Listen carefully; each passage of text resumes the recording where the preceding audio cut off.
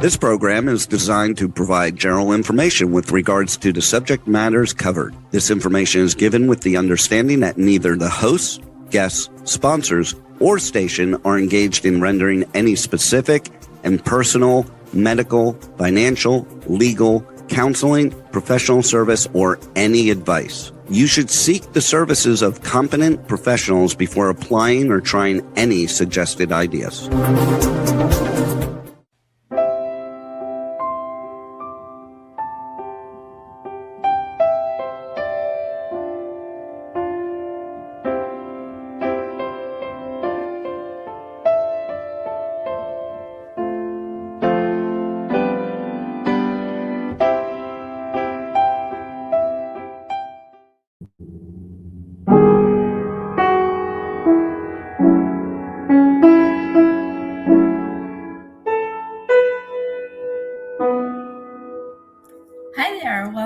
Welcome to the Sound of Gold. I'm so glad that you're here. And if you are just tuning in for the first time, the Sound of Gold is based on music, musicians, music teachers, music venues, and music schools. I am a music teacher as well as a radio show host, and I love playing piano. And I'm also a student, even though I'm a teacher. And there's so much to share with you today, and I'm so excited because I'm just going to kind of ramble on a little bit. And if you've been with me before, you know I kind of zigzag, and if you're new to the show, you'll follow along because it's always fun.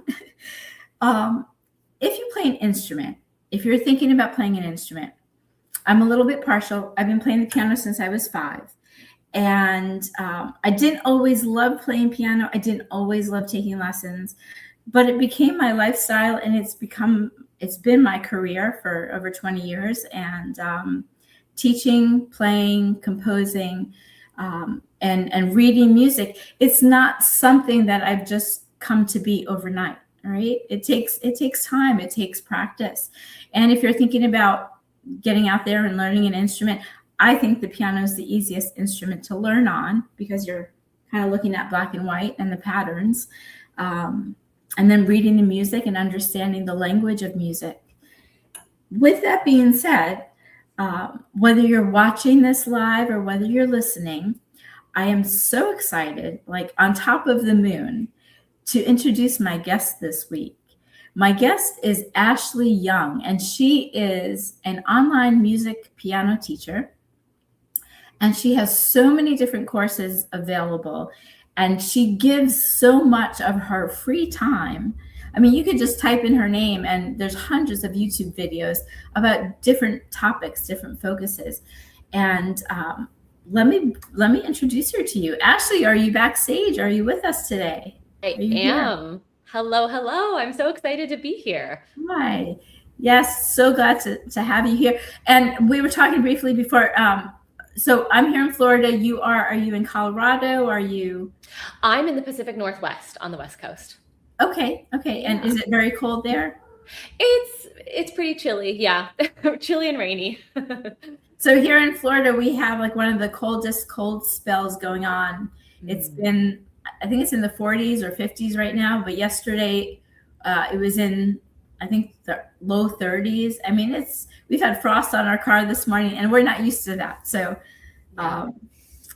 but besides that, I am like one of your hugest fans. Like behind the scenes, I'm constantly following your videos, and I'm like, all right, what does she have like on special this week? I'm like, all right, I want to sign up for that class.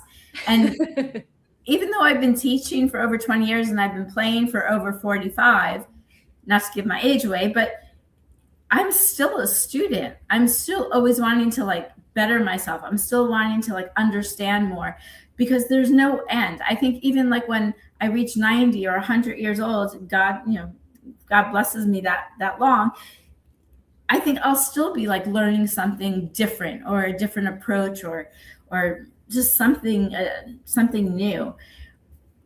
There's so much that you provide online. There's so much that you offer. But even before that, and my cat is joining us, even before we get into that, I would love to hear a little bit about your journey, like what's brought you to where you are today, because we didn't wake up and just like, okay, we're teaching.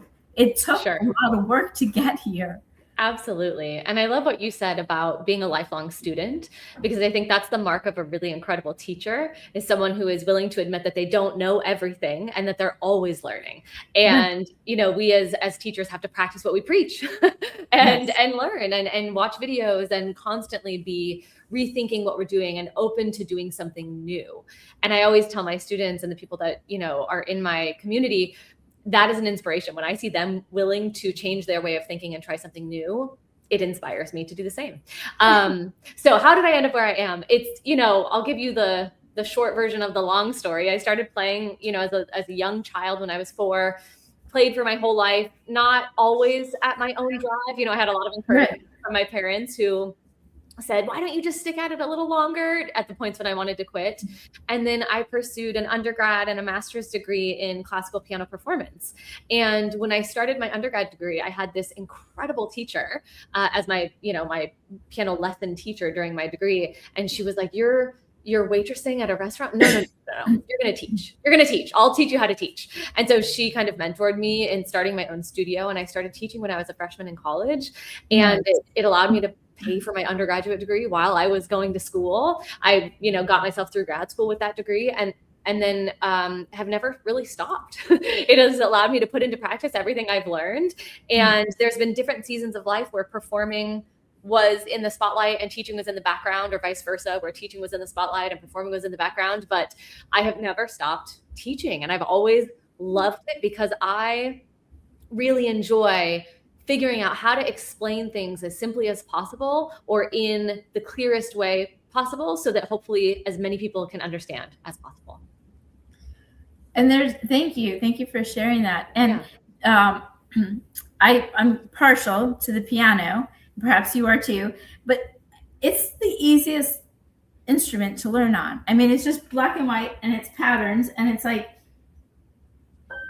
if you take it apart like a puzzle piece and you just focus on one pattern, you can kind of just learn.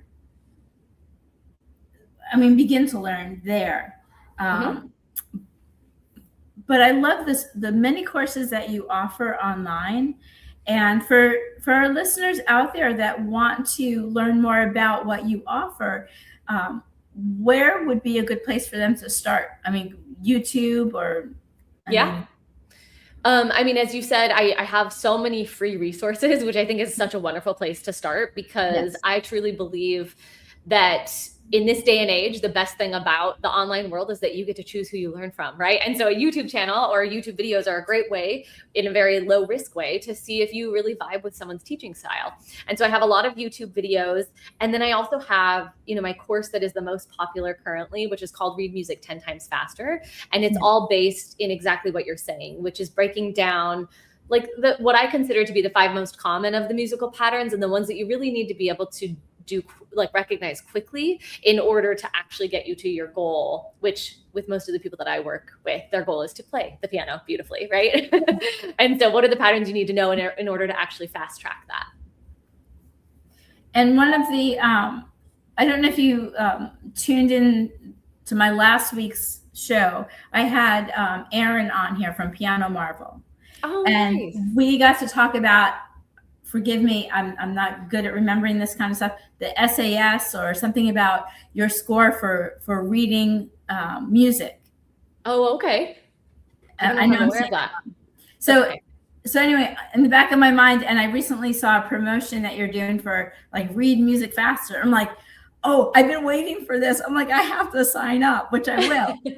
Because even playing this many, so many years, and I read music and I play music, I still, I'll repeat what I said to Aaron last week. And that is, for me as a teacher, also student, but for me, when I'm teaching, I specifically focus on the student that I had last week. And I say this to several of my students, and this student is an adult. And I said, I mean no disrespect to anybody out there, or me or anybody. I said, but when we're playing the piano, you have your treble clef, your bass clef, your right hand, your left hand. The left hand is the slower child. And so we need to give that child a little bit extra love and attention. So my thing with teaching is let's focus on the left hand first because the right hand's got it going. Mm-hmm. And so, so your course for teaching, you not only teach like how to read music, you teach like confidence, you teach like specific, like there's so many breakdowns of your different focus on the piano. It's like a buff, if you don't mind me saying, your program is like a buffet. Like if you go to like, I don't know, we go to like an Asian buffet here and there's like 50 different dishes. Like you have all of the dishes going on. And it's like you can pick whatever you want. And if you're not sure, you get to try them out. Mm-hmm. It's just such a beautiful gift you give the community and the world because this is worldwide. Thank you. Thank you. I do try. I mean, the buffet idea, I love that. I've never heard that analogy, but it's true. You know, when I was teaching private lessons, and I'm sure you will resonate with this as well. When you're teaching private lessons, someone will sign on for lessons, and usually it's kind of like indefinitely, right? Like they'll sign on usually under the assumption that they're just going to continue going until they've learned as much as they want to know. And so when I first started creating online courses, I was creating courses that were really big, that covered really broad topics that, and it just was too much. I was finding that I was overwhelming the students a little bit, and they were getting great results, but they were also like, wow, I could spend like 2 years on this one course. And so I started narrowing down a little bit and focusing on many more courses, but like they all focus on one specific thing. And when I started doing that, the feedback that I got was just wild. People loved it because it does, like you said, it allows them to go to the buffet and pick exactly what they want. And then they can always come back for more if they want to or not. But they get they get their actual problem solved versus me trying to solve all the problems in one course. And what you just said, I love that. And I've used it in my teaching as well. Problem solving, instead of going to the frustration phase of it or the frustration feeling of learning it, like, okay, let's break it down. Let's problem solve it. And you offer that breakdown. You offer like, okay, like this is me talking, you know, let's take this puzzle apart. Let's just look at it piece by piece before we put it together. And I'm not speaking for you, I'm speaking for myself. And maybe I would think you may agree, you know, when we teach a student, there's like, you really can't say, okay, you're going to know this song by this date. Right. And that's the frustration in it because we live in this microwave, Amazon, order it like overnight world. And if I can't have it then, well, then it's just not going to work for me. Yeah. But when we look at it like problem solving, and again, this is just me talking, problem solving, it's like you're thinking, you're not like wondering when the delivery is going to come. Yeah. Or you're looking at it like, okay, I can figure this out. And it's almost like you're a reward to yourself as a student. Like you're rewarding yourself by saying, I can figure this out. And I don't need a time limit because then I limit myself for learning. Absolutely. So if someone is new to this and wants to get started with piano, let's say has a busy schedule, can't necessarily get one-on-one teachers live, which is the best. Second best in my world is online because I do take classes online as well. What course would you recommend a beginner to start off with in your program? Yeah, I would recommend the Read Music 10 Times Faster one. So, and I preface that by saying I have a free YouTube video where I show you exactly how to read notes on the grand staff. And you do need to know how to read notes on the grand staff in order to do that course.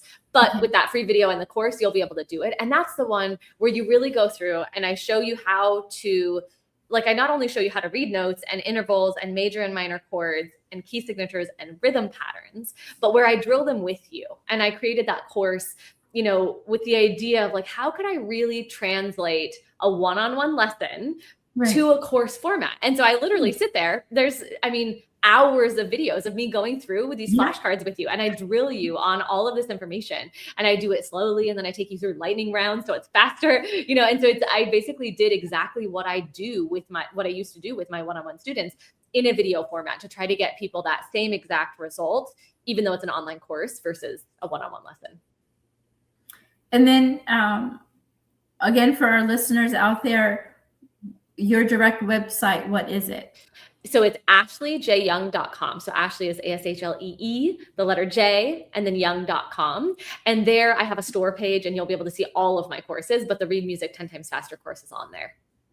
Okay, so pretty much that would be Read Music 10 Times Faster would be the first course to start with. Yeah. And from what I understand, you want students to have an idea of music notes first. Yeah, that's generally the way I teach. I have taught students before in the past who want to learn by ear and such, but I just think the more holistic we can be, the more well-rounded we can be as musicians, the easier it is to speak the language fluently, right? And I think that's true with a lot of languages. Like, you can learn for sure by just listening and repeating what you hear, but I think it gets you so far. And I just like to approach it from a more holistic standpoint. Now, do you also privately teach in your area, or are you just focused on what you do so much? I mean, I see you on Instagram, I see you on Facebook, I see you on YouTube. And it sounds like I'm always online, and I'm really not. But I'm always learning. I'm always feeding my mind. So I'm piano, you're there. So yes. Do you teach privately still, or no? I don't currently. I think, maybe eventually I'll start it back up again, but I've been all online since 2023, end of 2023. Yeah. Awesome. Yeah. Do you have, I'll probably ask you this again. Do you have any specific, I'm not going to say aha, but any specific messages you'd want to share with our listeners who are wanting to get involved in piano, and why piano would be the instrument to start with, other than my 2 cents? Sure. Well, I do like and appreciate what you said, which is that, the piano is one of the easiest instruments to visualize all music theory concepts on, because we can see it. And it's like, it's far enough away from us that we can see the whole entire piano. And that really does make a difference, especially when you're learning about things like chords or harmony. And so in that way, I think it can be really helpful. But the other thing is, I think that, because when you're playing the piano, well, I guess I'll back up. When you're playing any instrument, there's always the physical component, right? Of like how you actually have to physically move your body in order to play the instrument. And I think because it's different than a woodwind instrument, right? Like, we don't have to like take a deep breath and learn how to breathe properly and all of that. I think it can be one of the quickest instruments to get a result on, not like you, not in the way where I can promise that you'll be able to do anything in a certain number of days, but when, you can pick up a piece of music and you can kind of get it to sound at least somewhat like that piece of music sooner, I think, than a lot of other instruments. If you're playing the violin, it's like, it takes a really long time to just figure out how to make the violin sound like a violin and not like a screeching cat. And so the piano has like less of a barrier to entry than a lot of other instruments. And I think for adult beginners, the thing that I always like to remind people of is, it touches on a little bit of what you said, but is that, like, to just be patient with themselves. I love to give this little exercise, and I do it in a couple of my courses, where I have people kind of like reminisce or think back to their favorite teacher. And it doesn't have to be a music teacher. It could be a teacher from elementary school, or maybe a coach, or someone from church, like just any adult who, when you were a kid, like, they made a difference in your life. Sure. And when we bring those people to the forefront of our memory, chances are that those people were kind and encouraging, and they helped you to believe that you could do something, even if you lacked that belief in yourself. And I think when we set out to learn an instrument, it's so important as an adult to like show up for ourselves in that way, and to speak kindly to ourselves, and to say, like, I can do this. I can figure this out.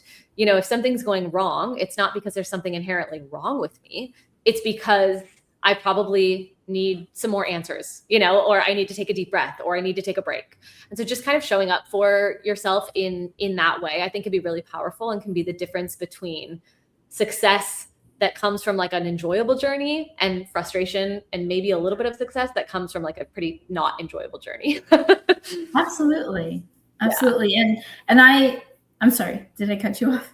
No, not at all. It's funny or relatable. A lot of times I'm working with my students, and regardless of what their age is, And especially the older ones, because we like get so like wrapped up in our like in responsibilities and what we have to do and what we have to take care of. And we're hard on ourselves because we have great expectations. However, whether it be my adult students or my kid students, I was going to say children's students, I always remind them, be kind and be patient with yourself, because it's you. And then another thing or words that I found helped with my students is value what you do.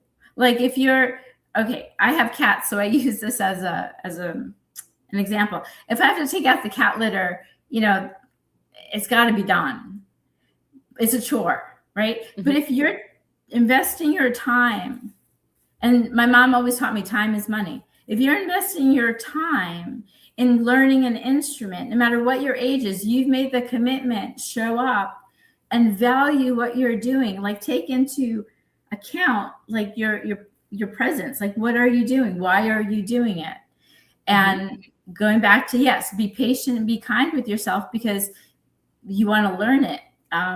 Another big thing that, well, you mentioned, but another big thing I find in life in general is if I get frustrated at the piano, it's because I don't have clarity. I'm not understanding something. So again, going back to my students, yes, you need to be patient to give yourself the time to understand it. And if it's something you don't understand, it's because you haven't learned it yet. So be okay with that. Like you don't know everything, although we'd like to know everything. Yeah. But even for me, when I'm learning new pieces, I get frustrated. I'm like, okay, this is new. Great. I get to learn something new because I have no idea. Yes. And that's the beauty of being a student. And so, yeah, I love all that you do. I love the different classes you give. Please share, I know, but please share with our listeners the different focus classes that you provide. Sure. Yeah. So I have the Read Music 10 Times Faster course, which we were talking about. And that one is focused on how to read faster. I have a couple of things that go along with that are different resources, like a pattern decoder. That's a PDF that kind of shows you like how to recognize the patterns in real music. And then I also have something called the Sight Reading Cheat Code, which is it's like a PDF and some videos. And that goes through the steps that you take every single time you sit down to sight read a piece of music. And I always like to clarify that sight reading is really playing something really well on the very first try is true sight reading. And then I also have, I have some courses that are very specific. So for example, I have a pedal course that shows you what all the pedals are, how to use them, how to get your foot to coordinate with your hands, and how to also like decide on pedaling in a more advanced level if that's something that you are doing. I have a rhythm course. That one's really important. And I get a lot of really good feedback about that course because a lot of people don't realize that rhythm is interconnected to everything else that we do at the piano. People will often say like, oh, I'm struggling with hand coordination issues. Can you suggest some hand coordination exercises? And I always say, well, hand coordination is very rarely about the hands and the fingers. And it's most often about a lack of clarity of your brain not being able to give really clear directions to your hands about where they need to be on the piano and when they need to be there. And when you start to really look at the rhythm and figure out how to count things out loud, you attain that high level of clarity. And so something that seemed really complicated and impossible all of a sudden starts to feel much more simple, and the hands coordinate together because they have that common thread that's tying them together, which is like the rhythm, aka the counting, right? Right. So I have that rhythm course. And then I also have, actually tomorrow, I have a brand new course coming out. It's called Learn Any Piece in Half the Time. And that course really focuses on the steps that you can take every single time you're learning a piece of music in order to achieve success, right? Because a lot of people think like, they have to reinvent the wheel every time they learn a new piece, but it's really, it's the same things you want to do in the same order. You listen to the piece, you figure out the fingering, you want to look at the rhythm, and it's kind of those same things plus a few more that you go through every single time. And when you do that, you build this really solid foundation, not only for the piece that you're trying to learn, but also for any piece you ever want to learn. And so that course is going to be basically like the Read Music 10 Times Faster course, but for actually learning pieces of music. And so I'm really excited about that one as well. And there's more, but I'll stop there. those are my favorites. I'm going to have to check that out. Yeah. Oh, I'm excited. Yeah, you know, this conversation, a similar conversation came up last week, and I mentioned it to Erin, and I'll reflect on a couple of my students. I have one student, adult student, I've been working with for a few years. And then I have this new student, and she's like level 5, let's say. Mm-hmm. And my adult student plays like easy music, easy pop, not by letter, but like not advanced, but not beginner type of music. Sure. However, the difference is it's almost as if like my younger student, she impresses me and inspires me so much. She sits to play, like she'll play canon in D like it's so easy. Mm-hmm. And it doesn't take her 2 seconds, but to play both hands. Where my other student, I forgot the name of the song I'm not going to say the name right, but we're in this place or something. That's a similar name of the song. He's working on it, right hand, left hand. But the left hand, it's almost like it's not following along. I'm not going to say properly, but it's just not, it's not moving along as well as the right hand is. And which I mentioned earlier, the left hand's needs a little bit more attention. But I'm wondering if there's like been studies on the brain with eye-hand coordination, because I have more students like my adult student than I do my younger student who just jumps in and she can just play like it's no challenge. In your years of experience and you as a piano player as well, what tips, and I know I'm not the only one out there, what tips would you share with not only me, but with our listeners for how to smooth out like both hands so that you're not stopping or constantly stopping to get one better than the other, or get them working together. Definitely. To be friends. Yeah, to be friends. I like that. This is a tricky one. And I always have to laugh a little bit when I'm about to give this answer because people don't like the answer. So I'm always a little bit hesitant to give it. But in all of my experience, honestly, that it usually does come back to specifically counting out loud. And the reason is because, we have these 2 separate hands, each with 5 fingers. So total, there's 10. It's a lot of different things that are happening or could be happening at the same time. And because of that, there's also a large margin of error of any number of things could go wrong at any given time. And when we have one hand that is dominant, so if you're right-handed, perhaps it's your right hand. And with music, oftentimes it's the right hand because for some reason, like the treble clef seems to click for most people more than the bass clef. There's, that idea that like the right hand's just a little bit easier, or we hear the melody. And so it's easier to mimic the sound of the right hand. And when it comes to getting the left hand and the right hand to work together, we're essentially asking different parts of our brain to control different parts of our body and make them work in a very specific way.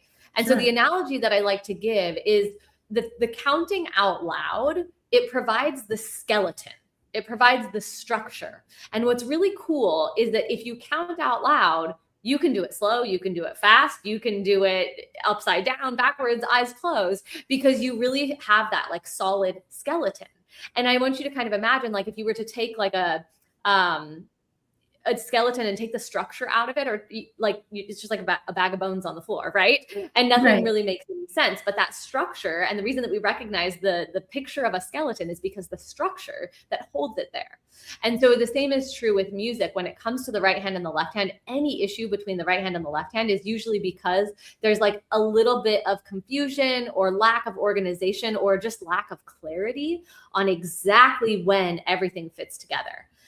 But once students know, like, well, I know the left hand is supposed to play on beat 1 and beat 2 and beat 3, the counting out loud is literally turning you into the conductor. It's like you're giving those verbal directions constantly to your hands. And so it doesn't matter if you practice it slowly or quickly, you have that like common thread or that skeleton that's holding it all together. So that's the first thing. And then the second little thing that I think sometimes can be an issue if that is not the issue. So if they're like solidly counting out loud, the other thing I like to look at is technique, and just making sure that someone isn't like trying to get each individual finger to be responsible for each individual note, and just making sure like they're loose in their shoulder, they're loose in their wrist, and they're, you know, guiding their arm with their elbow as opposed to each individual finger. Because sometimes that can also be a little bit of an issue, but usually the biggest issue is the rhythm, the counting. And one of your courses, I know I've seen videos where you've said if you're, you know, playing note by note, it's like reading a word letter by letter. And exactly. that's like, you're never going to read Shakespeare that way. yes, I've heard you say that. And it's so true. And I know so many times for this one particular student, I'll be like, all right, let's focus on the shape. Let's remember the shape of your hand to know like what you're playing. Now you mentioned counting. Are you talking about time values or counting like what finger you're playing? So in this specific instance, I'm talking about the time values. Yeah. So like if it's 4/4 time, you're counting 1 and 2 and 3 and 4 and. I do say counting, you know, saying your finger numbers out loud can be very helpful when you're learning your finger numbers. But yeah, with the coordination issues, it's more rhythm based. It's more rhythm based. Very interesting. Yeah, I would love to. I don't know if I have the know-how or even the time to do more investigation on how the brain learns, right hemisphere, left hemisphere, and how to like marry the hands together to be friends so they play nicely together. Yes. Because it does take extra practice. Now, from some of what I heard, and please correct me if I'm not right, but you are classically trained. Is that correct? Yes. And so when you approach teaching, do you have a genre that you focus on when you practice yourself or when you teach? Yeah. I mean, I love classical because it's what my background is. Sure. And so I do tend to get a lot of people that are interested in classical, but, you know, I also get a lot of people that are interested in playing like their favorite musical theater pieces or pop pieces. And I am comfortable to teach all of those. And I would say my methods work for most piano players, with the exception of, and I'm very willing to admit, I am by no means an expert when it comes to like advanced jazz or advanced improvisation. I could teach you the basics there, but beyond that, I don't have experience with that. And so when people will comment like, you know, will this work for me? My goal is to improvise in a jazz combo. I'm usually like, no. I don't. I'll have to recommend some other teachers. But otherwise, you know, if you want to play any music from sheet music and you're not looking to improvise in an advanced way, then all of the courses will work. Okay. So thank you. Yeah. Going back to your courses again for friends of ours that are just tuning in, listeners that are just tuning in, it's ashleeyoung.com. Yes, and it's Ashlee with 2 E's, ASHLEE, J Young. And plus you can find you anywhere. Just type in piano and Ashlee. And I love that you have such a knack for this. And I personally thank you for all the information that you share, because it's so much information. It's not to take away from taking a course. Like I've learned personally, like I've fished and gotten like, oh, I have a question. I wonder like what this means or how this would be different, or I want to learn this. And I can find that different places on YouTube. But to take a course, like you really get committed, and whether it hurts your brain or not to go through it. Because I know I took a course and I'm like, my brain is like so powered. I don't know what I'm gonna like gain from all this, because I can't see the forest through the trees kind of thing. Sure. Because it's the way our brain learns. But there is this part in life where it just clicks. Mm-hmm. Just like playing a song, like how long is it going to take? Well, I don't know, but if you just practice these little measures in chunks, this is my teaching, you know, we practice it in chunks, so we break it up. You don't need to practice it in order, because if you keep starting at the beginning, you're going to know the beginning so well that you're not even going to want to finish it. Yep. So So anyway, what I'm getting to is, thank you again for all that you provide online, for answering questions and for being so detailed in your approach to teaching. And more so, like, let's say teaching piano, like you have one thing I've seen actually several times about how to read music faster, and you have this clip, whether it's 15-20 minutes long, I don't remember, but that's not enough. And I'm not saying that as a teacher, and I'm saying that as a student. Like, once you get involved in taking the course, whether it's 3 weeks, 6 weeks, or if you're online and you work all the time and you got to do it when you can, you make the commitment, and it's a discipline. Yeah. And you learn, and because a lot of it's new, you can't put a cap on how long it's going to take. Yeah. And I think the thing about courses that's nice is there's not holes that you have to go back and fill later. Right. I always tell people, like, anything that's in my courses is actually online for free, just in a slightly different format, just because of the nature of, like you said, a 20-minute video is not the same as a course that lasts several hours. But the thing that's nice about a course or about having a private teacher is you're not going to have those holes, because everything is covered. And because I've been doing this for so long, I now know, like, the mistakes people make. And so I cover the mistakes in the courses preemptively, right? And so they're set up in a way to really help people get the most amount of success as possible with the least amount of time and effort. Because, like, to your point, it's going to take a little time and it takes commitment. But if you have the right information in the right order, it's usually a lot straighter path than if you're trying to go around and search for all of the information and you're wandering and getting distracted. Now, with your courses online, are they for all ages? Are they for young children all the way till like 100 or 120 people are living till today, as I heard earlier today? But is it for all ages, or do you specifically have an age group you like to focus on? I focus on adults, and a lot of what I teach, so I actually get a lot of teachers that buy my courses, because a lot of what I teach, if you are a teacher or if you're a parent that's very involved, you can turn around and then use that method to teach your students. But I wouldn't necessarily recommend, like, giving one of my courses to a 10-year-old, because I don't talk to kids. I would do it a lot differently if I were recording the course for a child after having taught kids all my life. So yeah, they're not recorded with kids in mind, but the methods would work if an adult wanted to watch and then pass those methods along. Right. Okay. And then I know what the answer is, and I know what I would say also. Do students necessarily have to have a piano? Can they have a keyboard? And when you give lessons, does it matter whether it's a 44 key or an 88 key? Oh man, this is another tough one. So I would say, this is what I always used to say when I was teaching private lessons. If someone really wants to start a kid and they cannot make the investment for a piano or a larger keyboard, I would say, for a month or two, if you want to test it out and you want to, learn how to read music, learn the basics of reading notes and learn the basics of where the keys are on the piano, you can probably get by with one of those keyboards that's a few octaves or not all 88 keys. But anything beyond that, I would highly encourage someone to get a nicer keyboard, or if possible, a piano. I mean, in my opinion, like a digital will never, they've gotten really good, but they're never going to exactly replicate the feel and the sound of an acoustic piano, because the sound isn't produced in the same way.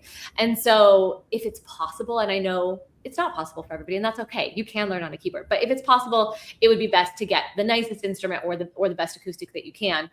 And I'll give the caveat, which is that there are so many organizations that are giving away free pianos, because a lot of people don't want to pay to move them or don't have the space for them. And so getting a piano nowadays is actually not what it used to be. It's not, you can get them for free off of Facebook Marketplace.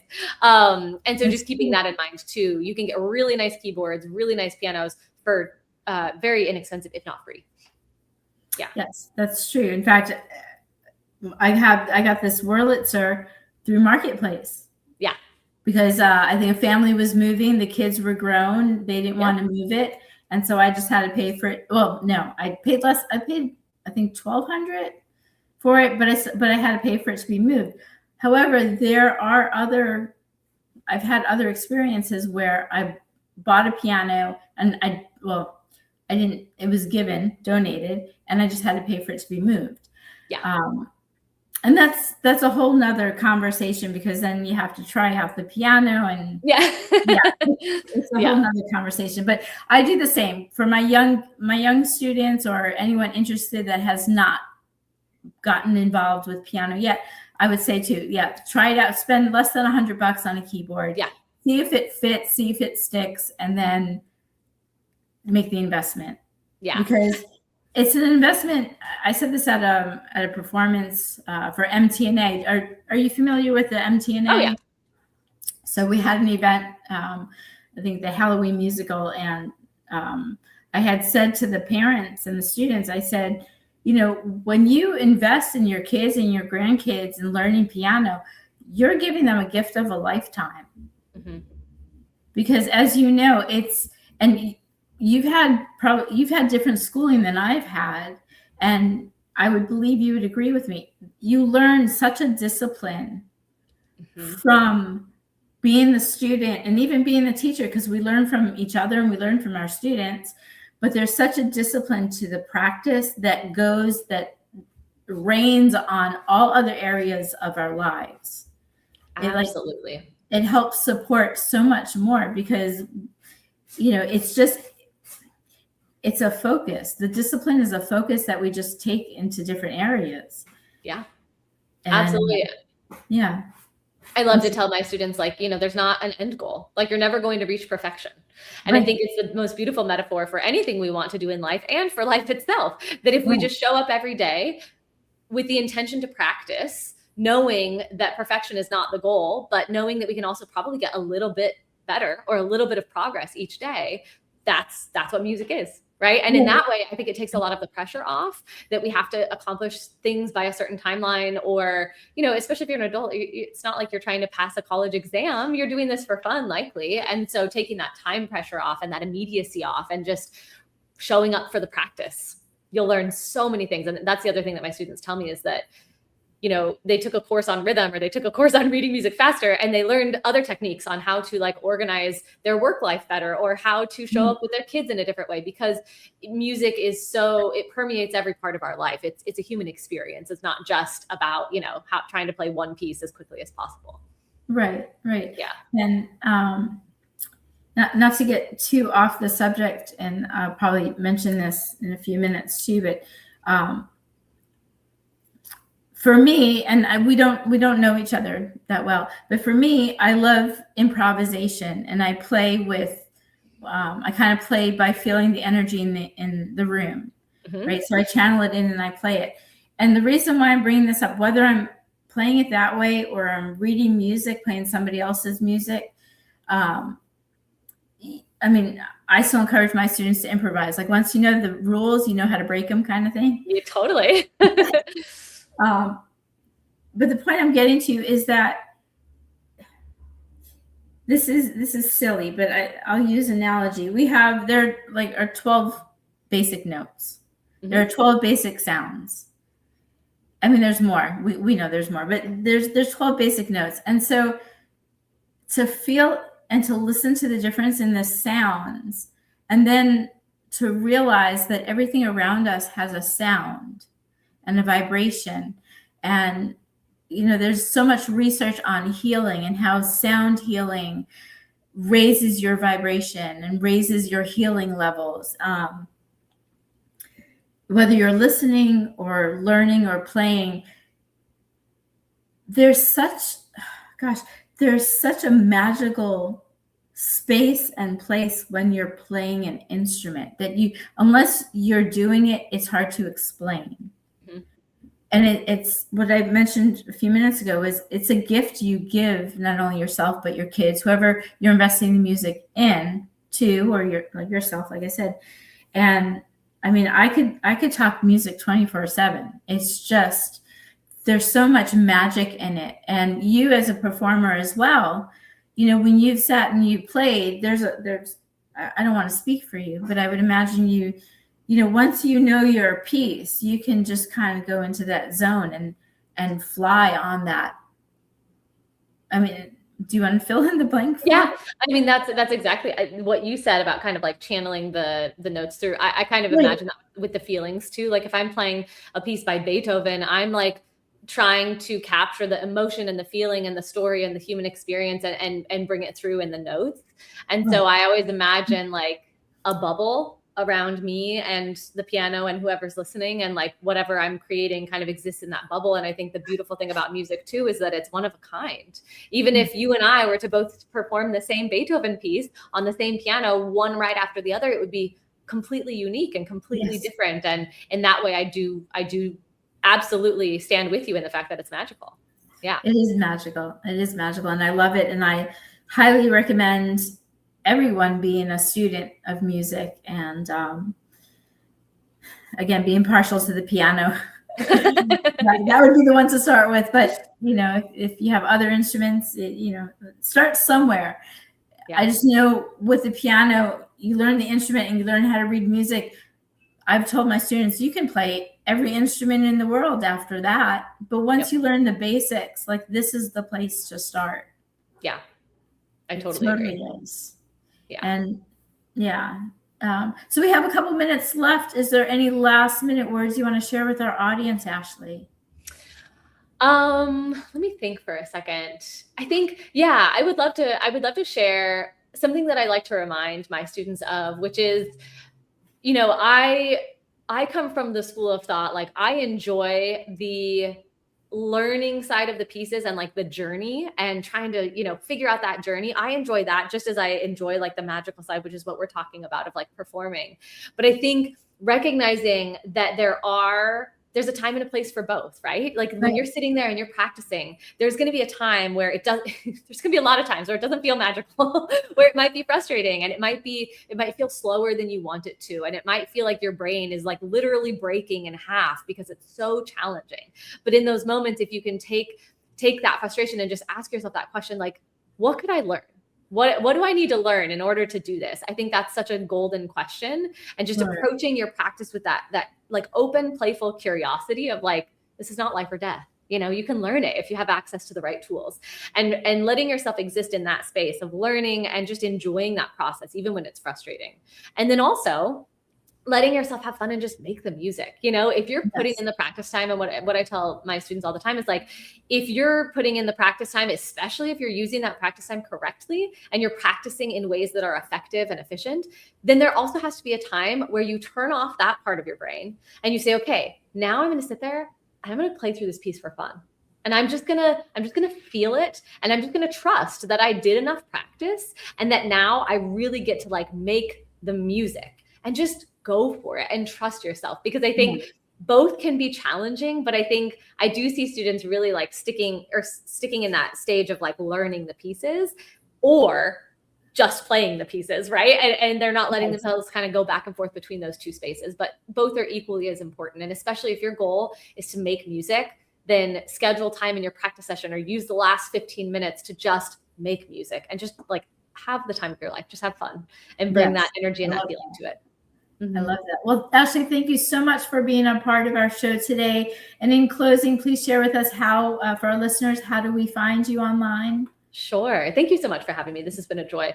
Online on YouTube and on Instagram, I'm Ashlee Young Music Studio. And then my website is ashleejyoung.com. Ashlee spelled with ASHLEE, the letter J, and then young.com. And I'm in all those places. Great. I could talk to you for another hour or two, but yes, we gotta go for now. Thank you so much, Ashlee. And we will be in touch. We will talk soon. Sounds good. Thanks for having me. Absolutely. Thank you so much for tuning in today. AshleeJyoung.com. Check out her website, or even just type in her name and you'll get to watch some of her videos. I'm so excited she was on our show today. With that being said, thank you for joining us. I'm so happy that you're here with me today, and wishing you well, much love and happiness wherever you are. And for us Florida people here, it's cold. So if you're here in Florida, stay warm. And in other states, it's cold too. So stay warm and tune in next week.